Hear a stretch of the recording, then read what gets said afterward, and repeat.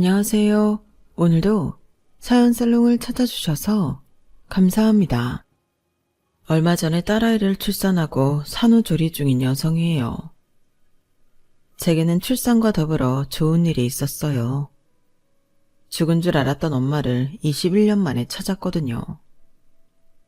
엄마 없이 사는 동안 겪지 않아도 될 수모를 겪으면서 한때는 엄마를 원망하기도 했어요. 제가 중1 때 부모님이 이혼을 하셨는데 엄마가 저를 두고 혼자 집을 나가셨거든요. 그리고 몇 년 뒤 엄마가 교통사고로 세상을 떠나셨다는 얘기를 친할머니를 통해 들었어요. 술만 마시면 집안 살림을 때려 부수는 아빠한테 저를 버려두고 떠난 엄마였기에 그거를 듣고도 눈물조차 나오지 않더라고요. 그때는 안 됐다는 생각보다도 미움이 더 컸던 때라서 그랬을 거예요. 그런데 죽은 줄 알았던 엄마를 눈앞에서 보고 나니 마음이 전과 같지 않더라고요. 그동안 미워했던 마음은 온데간데 없이 사라지고 마음속 깊이 꾹꾹 눌러두었던 그리움만 걷잡을 수 없이 쏟아져 나왔어요. 그런데 눈물겨운 모녀상봉이 일어난 그 순간 얼굴이 사색이 된 사람이 하나 있지 않겠어요? 바로 제 시누이였어요. 그동안 나를 옳게 취급은 고사하고 인간 취급도 안 하던 그 시누이가 일생일대 위기를 맞게 되었거든요. 도대체 제 시누이가 무슨 짓을 벌여왔길래 저희 모녀 앞에서 사색이 됐는지 지금부터 들려드릴게요. 저는 중학교 이전까지만 해도 꽤 행복한 집에서 자랐던 것 같아요. 형편이 그리 좋지는 않았지만 부모님 사이가 좋아서 집안에 웃음이 끊기지 않았거든요. 아빠는 재단사였는데 명동에 있는 의상실에서 일을 하시다가 제가 태어나고부터는 의류회사에 취직해 일하고 계셨어요. 저희 부모님이 처음 만난 곳도 명동에 있는 의상실이었대요. 엄마는 그곳 단골 손님 딸이었고 저희 아빠는 잠깐 의상실 일을 돕고 있던 재단사 보조였는데 첫눈에 엄마한테 반해서 줄기차게 쫓아다니셨다고 하더군요. 잘 사는 집 외동딸로 유명여대를 다니던 엄마에 비하면 고등학교도 겨우 나온 저희 아빠는 누가 봐도 짝이 아니었어요. 가진 거라고는 젊음 하나뿐이었으니까요. 그런데도 아빠는 어디서 그런 용기가 났는지 틈만 나면 엄마가 다니던 대학까지 찾아가서 언제 나올지도 모르는 엄마를 기다리곤 했었대요. 그때는 휴대폰도 없던 시대라서 따로 연락도 할 수 없었으니 모든 걸 운에 맡길 수밖에 없는 처지였죠. 그런데 두 분이 인연은 인연이었는지 한 번도 길이 엇갈리는 일 없이 만날 수 있었다고 하더군요. 아빠가 엄마를 좋아했던 것처럼 엄마도 아빠가 꽤나 마음에 들었는지 친구들 만류에도 불구하고 강의도 빠지고 연애를 하셨대요. 그러다가 덜컥 저를 임신하신 거예요. 그 일로 저희 외삼촌들이 저희 아빠를 끌고 가 흠씬 두들겨 패기도 했고 외할아버지는 하나뿐인 딸을 집에 가두시기도 했지만 결국엔 저희 엄마가 맨발로 집에서 탈출해 당시 아빠 혼자 살던 자취방으로 들어가면서 게임 오버가 되고 말았죠. 그렇게 저희 부모님은 혼인신고만 한 채 결혼 생활을 시작했고 그 일로 화가 단단히 나신 외할아버지는 저희 엄마와 연을 끊으셨어요. 하루아침에 잘 사는 집 딸에서 가난한 재단사 보조의 아내가 된 엄마는 돈의 무서움을 태어나 처음 경험하게 되었어요. 하지만 아직 한창 젊을 때라서 두려움은 없었던 모양이에요. 엄마는 저를 임신한 상태에서도 돈을 벌기 위해 결혼식장에서 피아노를 치는 아르바이트를 하셨다더군요. 자신은 입어보지 못한 웨딩드레스를 입고 친정아빠 손을 잡은 채 버진로드를 걷는 신부들을 보면서 속으로 많이 우셨대요. 그래도 남편 앞에서 그런 내색을 하지 않으려고 집에 들어갈 때는 늘 웃는 모습으로 들어가셨대요. 제가 태어나고 얼마 지나지 않아 아빠는 의류회사에 취직을 하셨고 그때부터는 생활이 조금 나아졌던 모양이에요. 그래서 엄마랑 아빠는 이게 다 제가 복덩이라서 그런 게 아니겠냐고 하셨다더군요. 제가 초등학교에 다닐 때까지도 저희 집은 꽤 행복했어요. 비록 아빠 혼자벌이로 생활을 해야 해서 생활이 넉넉한 편은 아니었지만 엄마가 워낙 야무지게 살림을 하셔서 남한테 부끄럽지 않을 정도로는 살 수 있었거든요. 하지만 살다 보면 의도치 않게 목돈이 들어가는 경우가 생기잖아요. 가령 시부모님이 다치셨거나 시동생들 학비나 결혼 비용을 도와야 한다거나 하는 일이요. 저희 친가는 시골에 있었는데 반듯한 땅 한 평 없이 남의 땅에서 농사를 지으며 사셨어요. 그러다 보니 형편이 좋을 수가 없었죠. 할머니는 톡하면 저희 집에 연락해 돈 부탁을 하시고 했던가 봐요. 제 기억에도 엄마가 할머니로부터 그런 전화를 받는 것 본 기억이 있을 정도니까요. 아빠 월급으로 우리 세 식구 사는 것도 빠듯한데 시댁에 돈까지 보내야 해서 엄마는 종종 아르바이트를 하곤 하셨어요. 김밥집에서 파트타임 아르바이트도 하시고 학습지 첨삭지도 아르바이트도 하셨죠. 그렇게 번 돈은 그대로 저희 친가로 보내지곤 했어요. 나중에 아빠가 그 사실을 알고 할머니한테 전화해 말다툼을 하곤 하셨지만 어디까지나 그때뿐이었어요. 저희 친가에선 아빠 눈을 피해 툭하면 저희 엄마한테 돈 부탁을 했고 그럴 때마다 엄마는 아빠 몰래 돈을 만들어 시골에 내려보내곤 했으니까요. 지금 생각해보면 저희 엄마는 없는 살림에도 이상하게 부티가 나는 사람이었던 것 같아요. 동네 사람들 그렇고 제 친구 엄마들도 그렇고 저희 엄마를 대할 때는 묘하게 올려다보는 느낌이 들었거든요. 반지나 목걸이 같은 것도 하나 없이 늘 수수한 차림이었는데도 말이죠. 그런데 그 답을 나중에서야 알게 되었지 뭐예요. 성인이 되고 나서 어릴 때 친구가 저희 집에 놀러 온 적이 있었어요. 목이 마르다고 해서 생수를 한 컵 따라 주었는데 그걸 보곤 이런 말을 하더라고요. 와, 이거 보니까 너희 어머니 생각난다. 너희 어머니도 항상 이러셨거든. 우리 어릴 때 너희 집에 가면 되게 신기한 게 많았어. 너희 엄마는 물 한 잔을 주실 때도 늘 컵에 작은 받침을 해서 주셨거든. 간식을 내어주실 때도 접시 밑에 패드를 깔아주셨고 꼭 레스토랑에서 대접받는 기분이었다랄까? 너희 집이 잘 사는 집이 아니었는데도 항상 꽃병에 꽃이 꽂혀 있는 것도 되게 신기했어. 그래서 엄마들이 그랬잖아. 너희 외가가 엄청 잘 사는 집일 거라고. 친구 말을 듣고 보니 어릴 때 기억이 새록새록 났어요. 그리고 제 습관이 그때 엄마한테서 왔다는 것도 알 수 있었죠.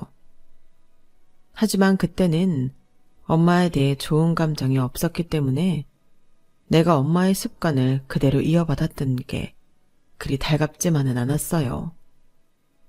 앞에서 말씀드린 대로 저희 엄마는 제가 중학교 1학년이 되던 해에 아빠와 이혼을 하고 집을 나가셨거든요. 저희 부모님의 불화는 제가 초등학교 5학년이 되던 무렵부터 시작됐어요. 아빠가 다니시던 회사가 부도가 나면서 아빠는 하루아침에 직장을 잃으셨어요. 설상가상으로 전체적으로 경기가 안 좋은 데다가 특히 의류업계는 상황이 너무 안 좋아서 아빠는 직장을 찾을 수가 없었어요. 그래도 어떻게든 생활비를 벌어보시겠다고 새벽같이 막노동이라도 하려고 나가보셨지만 일하겠다는 사람은 많고 인력을 쓰겠다는 곳은 얼마 없어서 매번 공을 치기 일쑤였어요. 당시 경기가 안 좋아서 더더욱 일자리를 구하기 힘들었던 것 같아요. 밤에는 대리운전을 하시고 낮에는 막노동이나 이삿짐 센터에서 일당을 받고 일을 하셨는데 일이 안 되려고 그랬는지 크고 작은 사고가 생기는 거예요. 대리운전을 하다가 사고가 나서 돈을 물어주게 되고 이삿짐을 나르다가 다쳐서 한동안 병원 신세를 지게 되고 그러다 보니 대리운전도 이삿짐 나르는 일도 더는 할 수 없게 된 거예요. 돈을 벌려고 시작한 일 때문에 오히려 빚만 늘어난 셈이었죠. 결국 아빠는 성차는 몸으로 다시 일을 시작하셨고 그나마 할 수 있는 일이 막노동이었어요. 하지만 막노동파는 일이 고정된 게 아니어서 하루 일하고 2, 3일 쉬는 게 거의 일상이 되었죠. 그럴수록 저희 집은 점점 더 형편이 어려워졌고요. 당시 엄마는 엄마대로 식당 일을 하셨는데 하루는 엄마가 일하던 고깃집에서 술이 취한 손님이 엄마한테 추근댔던 모양이에요. 당장 한 푼이 아쉬웠던 엄마는 손님의 추태를 참고 넘겼던 모양인데 문제는 아빠가 그 모습을 목격했다는 거였죠. 늦은 밤에 퇴근하는 엄마가 걱정됐던 아빠가 엄마가 일하는 가게까지 가셨는데 전면 유리 너머로 엄마가 손님한테 추행을 당하는 걸 본 거예요. 그 길로 가게 안으로 달려들어가 손님 멱살을 잡고 바닥에 내던져 버렸죠. 그 바람에 허리를 삐끗한 손님은 저희 아빠를 폭행으로 신고했고 가게 주인인 저희 엄마를 해고했어요. 졸지에 직장 일을 잃고 합의금까지 물어내게 된 거죠. 문제는 그 이후 아빠가 이상해졌다는 거예요. 사사건건 엄마를 의심하기 시작했거든요. 그 자식이 손을 잡고 추근대는데 당신은 왜 가만히 있었어? 혹시 당신도 즐기고 있었던 거 아니야? 이상하잖아. 왜 가만히 있었냐고. 당신, 일한다고 밤늦게 다니는 것도 혹시 다른 짓 하느라 그러는 거 아니야? 말해봐. 말해보라고.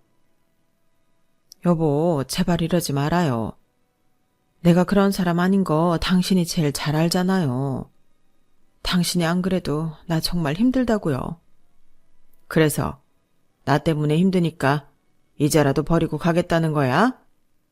잘 사는 친정 부모한테 가서 부잣집 딸로 살 생각이냐고. 그래, 가라. 나랑 은별이 버리고 어디 한번 잘 살아봐. 가! 당장 니네 집으로 가라고. 하는 일마다 제대로 되는 건 없고 돈을 벌려고 시작한 일마다 매번 돈만 까먹기 일쑤였던 아빠는 자포자기한 사람처럼 술에 빠져 지냈어요. 그리고 엄마에 대한 의처증은 나날이 깊어갔죠. 그러다 어느 순간부터 살림을 부수고 엄마한테 폭력을 쓰기 시작했어요. 제가 마지막으로 기억하던 엄마 모습도 얼굴과 온몸이 멍투성이가 된 모습이었죠. 그래도 끝까지 아빠를 버리지 못했던 엄마는 외할머니가 돌아가셨다는 연락을 받고 집을 나온 지 15년 만에 친정으로 향했어요. 그리고 그날 이후 엄마는 집으로 돌아오지 않았어요. 엄마가 집을 나가고 며칠 뒤 변호사라는 분이 저희 집으로 오셔서 몇 가지 서류에 아빠 도장을 받아가셨죠. 그리고 한 달여쯤 지나서 아빠가 그러시더라고요. 엄마랑 이혼을 했다고요. 아빠는 엄마랑 이혼하고 얼마 뒤 저희 집은 이사를 했어요. 근처에 있는 작은 아파트였죠.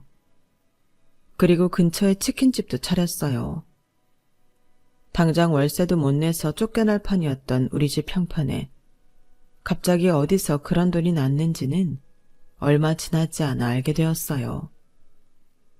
시골에서 할머니랑 고모가 올라왔었는데 그때 어른들이 하는 얘기를 몰래 들었거든요. 저희 외가에서 해주었다고 하더군요. 제 양육비 명목으로 돈을 주었다는데 그 얘기를 듣고 고맙다는 생각보다는 배신감이 더 컸어요. 적어도 내 엄마라면 남편한테 자식 잘 키우라고 돈을 줄 게 아니라 나를 데려가겠다고 했어야 하는 게 아닌가 생각했거든요. 돈 몇 푼 주고 나를 버렸다는 생각에 엄마에 대한 그리움이 순식간에 사라져버렸어요. 그리고 몇 년 뒤 할머니를 통해 엄마가 사고로 세상을 떠났다는 소식을 접했고요. 아빠가 하시던 치킨집은 조류독감의 여파로 몇 번의 고비가 있었고, 그럴 때마다 근근히 버티던 아빠는 제가 대학 졸업을 앞두던 때에 심근경색으로 세상을 떠나셨어요. 아빠가 하시던 치킨집은 고모랑 고모부가 이어서 하게 되셨고요. 말로는 제가 시집갈 때 가게를 돌려주겠다고 하셨지만 제가 결혼도 하기도 전에 고모 내외는 가게를 몰래 팔아치우곤 도망을 치셨어요. 할머니 말로는 동남아 어디로 이민을 갔다는데 솔직히 관심도 없었어요. 고모를 찾아간다고 한들 가게 판 돈을 돌려줄 리 만무하잖아요. 애초에 줄 사람들이었다면 그렇게 야반도주하듯 몰래 도망치지는 않았을 테니까요. 그 후로는 친가 식구들과는 연락도 않고 살았어요. 지금의 남편을 소개팅에서 만나 2년간 연애를 하고 결혼까지 하면서도 친가에는 연락을 안 했을 정도로 완전히 연을 끊었거든요. 부모도 없고 부면에 친인척도 없는 천의 고아인 저를 시댁에서 반길 리는 없었어요. 저희 부모님이 집안의 반대를 무릅쓰고 결혼했던 것처럼 저 역시도 그런 결혼을 했어요. 물론 저희 외가처럼 제 시부모님이 아들과 연을 끊으신 건 아니었지만 공식적인 집안 행사 때 저는 일절 부르지 않으셨어요. 집안 식구들 앞에 저를 내놓기가 부끄럽다 이거였죠. 어차피 남편과 결혼을 결심했던 무렵부터 이런 일은 예상했던 거라서 딱히 상처를 받거나 하지는 않았어요. 시부모님 사랑은 못 받아도 내 남편 사랑은 충분히 받고 있다고 생각했으니까요. 문제라면 우리 부부 사이에 아이가 생기지 않았다는 거, 그거 하나뿐이었죠. 난임 클리닉에도 가보고 임신에 좋다는 한약도 먹어봤지만 이상하게 애가 생기지 않더라고요. 임신에 대한 스트레스 때문에 탈모가 생길 정도로 제가 예민하게 굴었더니 하루는 남편이 그러더라고요. 요즘엔 딩크족도 많잖아. 우리도 그렇게 살자. 그러다 아이가 생기면 좋은 거고 아니면 많은 거지. 머리에 500원짜리 땜빵까지 날 정도로 고민할 게 뭐 있어. 우리 그냥 흘러가는 대로 살자. 생각해보면 그리 대단한 말은 아니었는데도 그땐 그 말이 위안이 됐어요. 남편한테 말은 안 했지만 그동안 제가 아이 갖는 거에 혈안이 됐던 건 아이라도 없으면 언제고 남편한테 버림받지 않을까 하는 걱정 때문이었거든요. 저희 부모님은 자식이 있는데도 불구하고 그렇게 죽고 못 산다던 사람이 한순간에 헤어졌는데 남편과 저는 그 정도로 사랑했던 것도 아니었기에 더더욱 걱정이 됐던 거죠. 결혼이라는 게 언제고 마음만 먹으면 끝낼 수 있는 계약인 거잖아요. 그래서 내 결혼 생활을 이어줄 장치가 필요했던 것 같아요. 제게 그건 아이였던 거고요. 하지만 남편 말대로 흐르는 대로 흘러가게 두자 마음을 먹었더니 오히려 이혼에 대한 두려움이 사라지더라고요.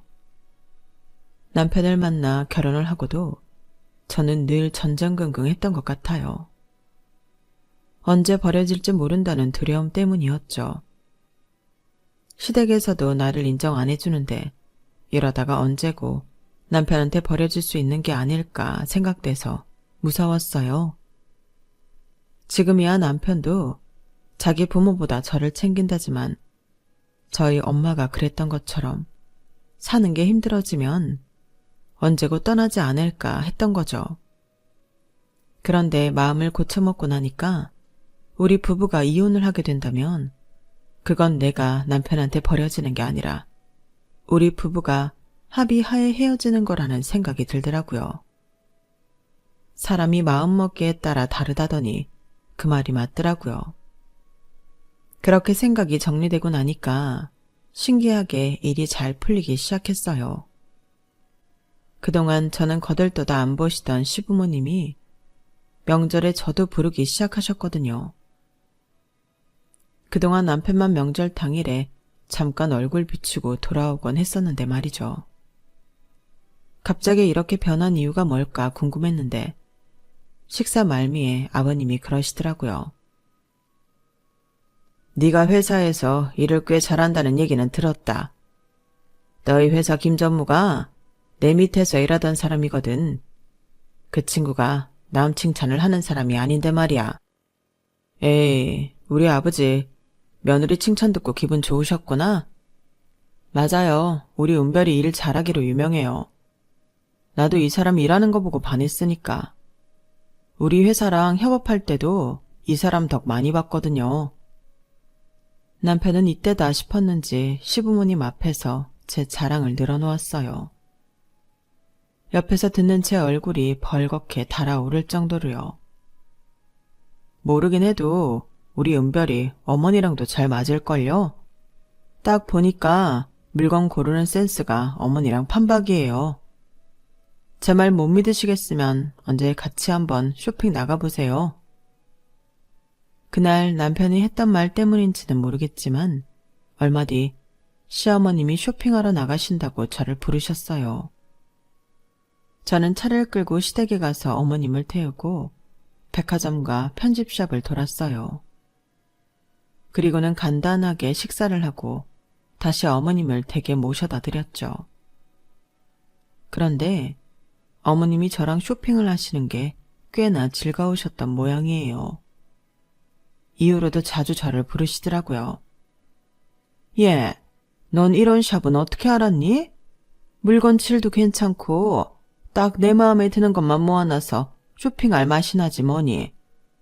우리 해지랑 다닐 땐 한 번도 못 와본 곳들인데 말이야. 저도 일 때문에 알게 된 분들한테 소개받은 곳이에요. 물론 가격대가 있어서 쿠션이나 작은 소품 외엔 사본 게 없지만요. 어머님 마음에 드신다니 다행이네요. 저도 어머님 모시고 쇼핑하면서 대리만족 제대로 하고 있어요. 감사드려요, 어머님. 어머, 얘도 참. 기분이다. 그동안 나 데리고 다니느라 고생 많았을 텐데 네 마음에 드는 거 골라봐. 가격 걱정 말고 내가 사줄 테니까. 정말요, 어머님? 저 그럼 사양 않고 비싼 거 고를게요. 취향이 비슷한 덕분에 어머님과도 많이 가까워졌고 함께 쇼핑을 다니면서 제게 콩고물도 많이 떨어졌어요. 그동안 가격 때문에 엄두도 못 냈던 식탁도 얻게 됐고 침구도 2세트나 얻었으니까요. 그런데 제가 아버님께 인정받고 어머님과도 많이 가까워지자 시샘을 하는 사람도 생겨났지 뭐예요. 바로 제 시누이였죠. 때리는 시어머니보다 말리는 시누이가 더 밉다고 하잖아요. 제 시누이가 딱 그런 인간이었어요. 제가 시부모님 눈밖에 나 있을 땐 시댁 식구들 중 유일하게 제게 연락도 하던 시누이가 상황이 바뀌자 저를 못 잡아먹어 안달이더라고요. 예전에도 제게 그리 살갑지는 않았지만 점점 더 못되게 굴더라고요. 말끝마다 저보고 없이 살아서 수준이 떨어진다는 둥, 언니처럼 돈 많은 남자 잡는 노하우 좀 알려달라는 둥, 자기 집에 기생해서 사니 편하겠다고 그러지 뭐예요. 생각 같아선 한마디 해주고 싶었지만 어렵게 시댁과 사이가 좋아졌는데 그걸 내 손으로 깨기 싫어서 꾹 참았습니다. 솔직히 제 시누이는 계급장 떼고 밖에서 만났으면 한 주먹감도 안 됐거든요. 부모 잘 만난 덕에 사교육의 도움도 톡톡히 받았음에도 경기권대학에 겨우 들어갔거든요. 학벌 세탁하려고 대학교 2학년 때 미국으로 유학을 갔는데 그렇게 들어간 대학이 돈 주면 졸업장 주는 수준의 학교라서 알만한 사람들 앞에선 찍소리도 못하는 실정이었죠. 졸업하고 취업도 안 돼서 아버님 백으로 모 화랑에서 인턴 생활했던 게 시누이의 사회생활 전부였어요. 능력 있는 사람을 좋아하는 아버님한테는 눈밖에 난 지 오래고 시어머니도 자기 딸임에도 불구하고 주변에 창피해서 쇼핑도 따로 다닐 정도니 말 다 했죠 뭐. 그런데 그런 시누이가 어떻게 했는지 모르겠지만 유명 대학병원 레지던트랑 사귀게 된 거예요. 그리고는 올해 초 결혼 얘기까지 나오게 되었죠. 저희 남편도 의아해할 정도였어요. 그 남자 혹시 돈 때문에 혜지랑 만나는 거 아닐까? 그러지 않고서야 왜 우리 혜지랑 만나지? 무슨 말이 그래. 그래도 자기 여동생인데 자기 동생한테 우리가 모르는 매력이 있나 보지. 아니야. 분명히 돈일 거야. 그게 아니라면 설명이 안 돼. 내가 한번 알아봐야겠어. 남편은 시누이 결혼을 앞두고 의심을 키워갔고 결국 업체까지 고용해 뒷조사를 했더라고요. 그런데 결과가 남편이 예상했던 것과는 전혀 다르게 나온 거예요. 와, 내 동생 혜지한테 정말 내가 모르는 매력이 있었던 건가? 이 남자 엄청 부잣집 자식이더라고. 여자 문제도 깔끔하고 자기 앞으로 건물도 하나 있더라고. 몇 년 전에 부친한테 증여받았대. 이런 사람이 왜 혜지랑 만나지? 근데 모친이 새어머니더라고. 친어머니는 오래전에 돌아가셨다나 봐. 그래도 새어머니랑 사이도 좋은 것 같더라고. 그래? 새엄마라고 다들 신데렐라 계모 같지는 않으니까 좋은 분인가 보네. 그때까지만 해도 남의 집 일이라고 생각돼서 시누이 예비 시어머니에 대해 큰 관심이 없었어요. 아직 시누이의 결혼 상대자가 저희 시댁에 인사도 오기 전이라서 본격적인 결혼 준비가 시작됐다고는 할 수 없는 상황이었는데도 시누이는 마치 당장 결혼하는 사람처럼 혼수를 보러 다녔어요. 어머님은 그런 딸이 걱정됐는지 남들 보기 창피하니까 그러지 말라고 하셨죠. 사람 일이라는 게 어떻게 될지 모르는데 저러다가 결혼 얘기가 무산되면 그때 가서 어쩌려고 그러나 싶으셨던 거예요. 시누이가 다니는 헤어샵이며 마사지샵, 심지어 각종 편집샵들이 다들 아름아름을 통해서 알게 된 곳들이라 소문이 퍼지는 건 한순간이었거든요. 그런데도 시누이는 일부러 더 그러는 사람처럼 자기 결혼을 소문내고 다녔어요. 뭐 그러거나 말거나 저랑은 상관없다 생각하고 있었는데 하루는 시누이가 제게 전화를 했더라고요. 언니, 나랑 혼수 좀 보러 가요. 엄마가 언니랑 가라네. 암튼 나 오늘 가구 좀 봐야 하니까 엄마가 자주 가는 샵 알죠? 거기서 봐요. 그 샵이 어딘데요? 어머님이 가시는 데가 한두 군데가 아닌데 그렇게 말하면 내가 어떻게 알아요? 아 진짜 답답하게 왜 이래? 왜 언니가 소개해준 데 있잖아요. 청담동에 있는 거기에. 암튼 나 시간 없으니까 30분 내로 와요. 알았죠? 시누이는 명령하듯 자기 할 말만 하곤 전화를 끊었어요. 모처럼 휴일에 집에서 쉴 생각으로 퍼져 있던 저는 할 수 없이 옷을 챙겨 입었어요. 화장도 하기 귀찮아서 대충 겉옷만 집어 입은 수준이었죠. 당신 그러고 가게? 누가 보면 동네 슈퍼 가는 줄 알겠어. 혜지가 보면 장난 아니게 갈굴 텐데. 뭐 어때? 차 끌고 갈 건데. 쉬는 날 아침에 갑자기 전화해 나오란 사람 잘못이지 뭐. 내가 진짜 자기 동생 때문에 귀찮아 죽겠어 정말. 남편한테 짜증을 팍팍 내곤 차를 끌고 나갔어요. 주말이라 주차하는 것도 쉽지 않아서 잔뜩 짜증이 나 있는데 신우이가 저를 보자마자 성질을 내지 뭐예요. 아, 왜 이제 와요? 팔 끊어지는 줄 알았네. 이거 받아요. 아, 안 받고 뭐해요? 일단 그거 차에 실어놔요. 아가씨, 그걸 왜 내 차에 실어요? 아가씨 차는 어디에 두고? 그런데 신우이가 뭐라는 줄 알아요? 주말에 내가 뭐하러 차를 끌고 나와요? 주차하기도 힘든데. 짐꾼 있는데 그럴 필요 없잖아요. 짐꾼? 설마 지금 나보고 짐꾼이라는 거예요? 뭘 모르는 척이야. 언니, 우리 집 짐꾼이잖아요. 우리 엄마랑 쇼핑할 때도 언니가 짐 들고 다니는 거 내가 다 아는데. 뭘 새삼스레 아닌 척이야. 언니 따위가 우리 집에서 할 수 있는 게 그거 말고 뭐가 있다고. 치칠이 궁상인 집구석에서 살다가 우리 오빠 꼬셔서 신분 상승한 줄 알았어요? 언닌 그저 우리 집에 짐꾼하러 들어온 거예요. 착각하지 말아요. 주제를 알아야지. 잠만 말고 짐 들라고. 신우이는 성질을 빽 내며 손에 들고 있던 쇼핑백을 제게 던졌어요. 그 바람에 길에 있던 사람들이 전부 저를 쳐다보더라고요. 주말이라 거리에 사람들도 꽤 많았는데 그 앞에서 이런 꼴을 당하고 보니 울컥했어요. 순간 눈물이 핑 돌더라고요. 그런데 그때 누가 제 앞에서 허리를 구부리고는 쇼핑백을 대신 줍고 있는 거예요. 한눈에 봐도 품위 있어 보이는 여사님이었어요. 그분은 쇼핑백을 정리하더니 끈을 신우이 손에 쥐어주셨어요.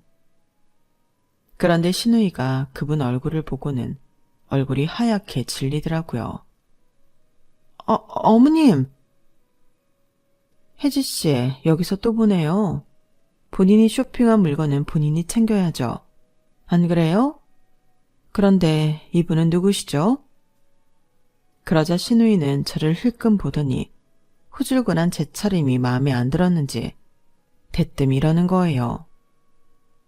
아, 저희 집에서 일하는 가사도우미예요. 제가 짐이 많아서 불렀어요. 은별씨, 이거 집에 좀 가져다 놔요. 제 이름을 들은 여사님이 움찔하시더니 저를 뚫어지게 바라보시더라고요. 그런데 그 얼굴이 제가 아는 얼굴이었어요. 21년 전에 집을 나갔던 제 엄마였거든요. 아무리 세월이 흘렀다지만 제가 제 엄마 얼굴을 모르겠어요. 그런데 그분 역시 저를 보시고는 단번에 알아보셨는지 눈에 눈물이 차오르더라고요. 그리고는 제 이름을 부르셨어요. 은별아, 우리 은별이 맞지? 나 기억 안 나? 엄마야. 엄마가 어떻게 여기 있어? 할머니가 분명히 엄마가 사고로 죽었다고 그랬는데? 죽었다던 엄마가 어떻게 멀쩡히 살아있는 건지 알 수 없었어요. 그래서 멍하게 엄마를 바라보고만 있었더니 엄마가 달려와 저를 와락 껴안고는 어깨가 흔들릴 정도로 우시더라고요. 한참을 길거리에 서서 끌어안은 채 울었던 우리 모녀는 제 차로 가서 얘기를 나눴어요. 신우이가 그 정도 눈치는 있는지 따라오지는 않더라고요. 다만 얼굴이 흑빛이 돼서는 어쩔 줄 몰라 했지만요. 차에 나란히 앉은 우리 모녀는 그간 못다한 이야기를 나눴어요.